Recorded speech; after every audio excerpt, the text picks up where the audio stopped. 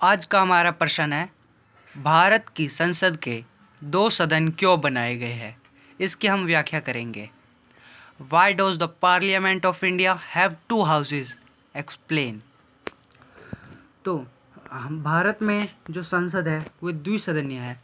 द्विसदन है, पर इसे बनाने के, द्विसदन ही बनाने के इसके क्या कारण थे, किस वजह से इसे द्विसदनीय बनाया गया है, आज इसके बारे में हम चर्चा करेंगे। तो जो भारत का संसद है ये सभी को पता है कि द्विसदनीय है, और संसद के जो निम्न सदन यानी कि जो निचले स्तर पर होते हैं वो होते हैं लोकसभा, और जो ऊपरी सदन यानी कि ऊपरी स्तर पर होते हैं वो होता है राज्यसभा। और भारत संसद को द्विसदनीय बनाने के, जो भारतीय संसद है उन्हें द्विसदनीय बनाने के अनेकों कारण थे, जिनमें से मुख्य मैं आपको बताने वाला हूँ। इसमें से पहला कारण था कि द्विसदनीय परंपरा। ठीक है, जो भारतीय संसद को द्विसदनीय बनाने का सबसे महत्वपूर्ण कारण यह था, ठीक है, कि भारत में स्वतंत्रता से पूर्व, यानी कि हमें स्वतंत्रता मिली थी 15 अगस्त 1947 को। 15 अगस्त 1947 से पहले की बात हो रही है ये, जब भारत स्वतंत्र नहीं था, उससे पहले की बात। तो जब स्वतंत्रता से मिलने से पहले केंद्रीय विधानमंडल द्विसदनीय था। अतः भारतीय नेताओं को दूसरे सदन की उपयोगिता का अनुभव था। ये भी सही बात है। जो भारत के जो नेता थे वो केंद्रीय विधानमंडल में शामिल थे। अब केंद्रीय विधानमंडल द्विसदनीय थे, तो जो भारत के नेताओं थे उन्हें द्विसदनीय विधानमंडल के, यानी कि किसी भी सदन के ना द्विसदनीय होने के फायदे पता थे, उन्हें उनका अनुभव पता था। और दूसरा कारण था कि दूसरा सदन पहले सदन की निरंकुशता को रोकता है। हाँ, ये भी सही है। शक्ति मनुष्य को भ्रष्ट कर देती है। तो भ्रष्ट का मतलब वो होता है, मैं इसके बारे में आपको बता दे रहा हूँ कि अगर मान लो कोई पुलिस वाला है, वो महीने के 10,000 रुपये कमा रहा है और अपने घर भेज रहा है 20,000 रुपये, यानी कि उसे 10,000 रुपये कहीं और से मिल रहा है किसी गलत काम करके। इसका मतलब वो भ्रष्ट तरीके से पैसे कमा रहा है। इसे भ्रष्टाचार कहते हैं। तो शक्ति मनुष्य को भ्रष्ट करती है। जहाँ एक सदन होता है वहाँ शीघ्र ही निरंकुशता बन जाता है। निरंकुशता वो होता है जब एक व्यक्ति के पास राज्य के हर मामलों के ऊपर पकड़ रखता है एक व्यक्ति, जैसे कि आर्थिक मामले हो गए और सामाजिक मामले, इसी तरह के मामलों पर एक ही व्यक्ति पकड़ रखता है। अतः लोकसभा को निरंकुश बनाने से रोकने के लिए राज्यसभा की स्थापना की गई है। सही बात है। लोकसभा निरंकुश ना बने, इसके लिए स्थापना की गई है राज्यसभा की। और तीसरा कारण यह है कि जो दूसरा सदन है अविचारपूर्ण तथा जल्दी में पास किए गए कानूनों को रोकता है। अगर पहला सदन है वो कोई भी बिल जल्दी पास कर देगा या फिर जल्दी पास कर देगा, तो हाँ, उसके ऊपर विचार करेगा दूसरा सदन कि भाई इसने जल्दी पास किया है, तो जल्दी पास किया है, अगर उसमें कोई गलती होगी, त्रुटि होगी, तो उसके ऊपर विचार करेगा दूसरा सदन। तो भारतीय संसद को द्विसदनीय बनाया गया है ताकि पहले सदन द्वारा जल्दी में पास किए गए बिलों को दूसरा सदन थोड़े समय के लिए रोक लेता है, और इससे जनता की राय का पता चलता है। हाँ, जो दूसरा सदन होता है पहले सदन द्वारा जल्दी में पास किए गए बिल को है ना, थोड़े समय के लिए रोक लेता है। इससे जनता की जो राय होती है इसका पता चल जाता है। सही बात है। और बिलों को दोहराना, यानी कि दूसरा सदन पहले सदन द्वारा पास किए गए बिलों को दोहराता है, यानी कि पहला सदन कोई बिल पास कर देगा और उस जल्दी में, तो उसके ऊपर दूसरा सदन विचार करेगा और उसे दोहराएगा क्यों, इसके बारे में भी बताते हैं।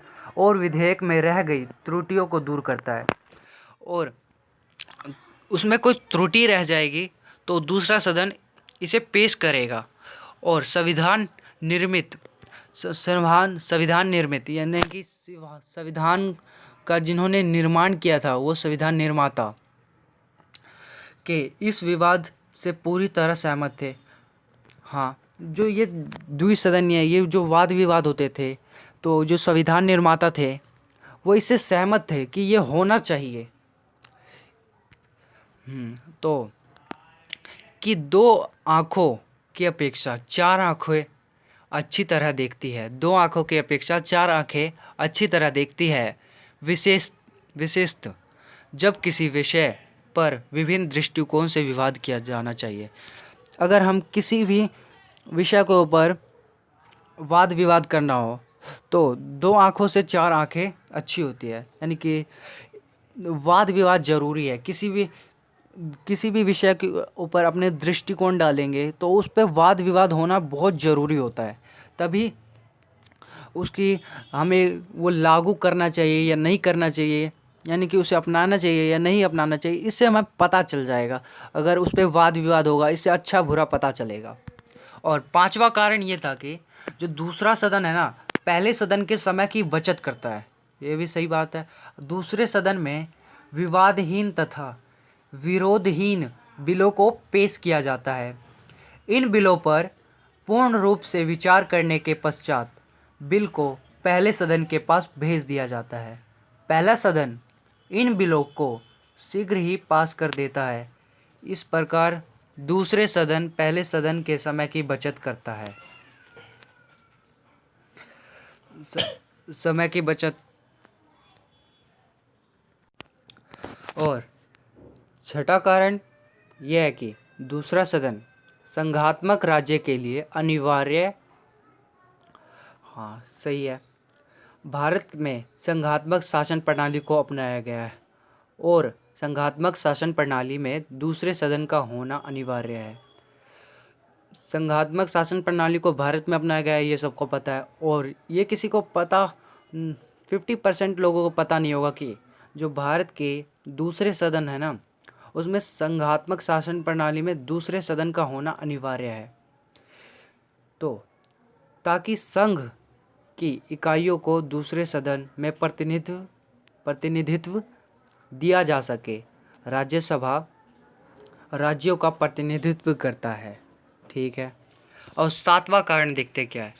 दूसरा सदन अधिक स्थायी। दूसरे सदन तो दूसरा सदन जो होता है वो स्थायी रहता है ज़्यादा समय तक। और राज्यसभा की व्यवस्था इसलिए की गई क्योंकि दूसरा सदन लोकसभा की अपेक्षा अधिक स्थायी रहता है। ये सही है। लोकसभा की अवधि समाप्त होने से पहले भंग किया जा सकता है। हाँ, लोकसभा में जो प्रतिनिधित्व होता है उसकी अवधि समाप्त होने से पहले उसे भंग किया जा सकता है, पर राज्यसभा में ऐसा कुछ नहीं होता।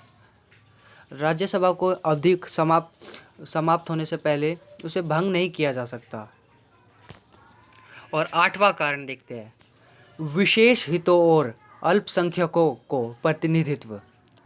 जो विशेष हित होते हैं और अल्पसंख्यक को प्रतिनिधित्व देने के लिए विशेष हित और अल्पसंख्यकों को प्रतिनिधित्व देने के लिए राज्यसभा की व्यवस्था की गई है। और द्विसदनीय व्यवस्था बहुत सारे राज्यों में है भारत के। उनमें से हम देखेंगे कि कुछ राज्यों के नाम देखेंगे कि किन किन राज्यों में द्विसदनीय व्यवस्था है। तो पहला है बिहार, ठीक है। दूसरा जम्मू और कश्मीर। तीसरा है कर्नाटका। चौथा है महाराष्ट्र। और 5वां है उत्तर प्रदेश। आशा करता हूँ आपको ये वीडियो पसंद आया होगा। अगर आपने अभी तक वीडियो को लाइक नहीं किया तो लाइक कीजिए, सब्सक्राइब कीजिए और ज़्यादा से ज़्यादा वीडियो को शेयर कीजिए। मिलते हैं नेक्स्ट वीडियो के साथ।